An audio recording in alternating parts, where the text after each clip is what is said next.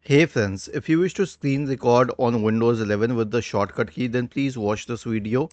I will guide you through the process. So it's Windows plus Shift plus R. R is for record.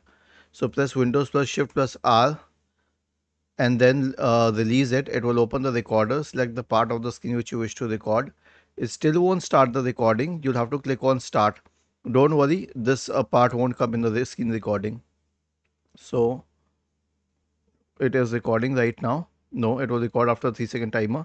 So when you get the dot here, it means that it's recording.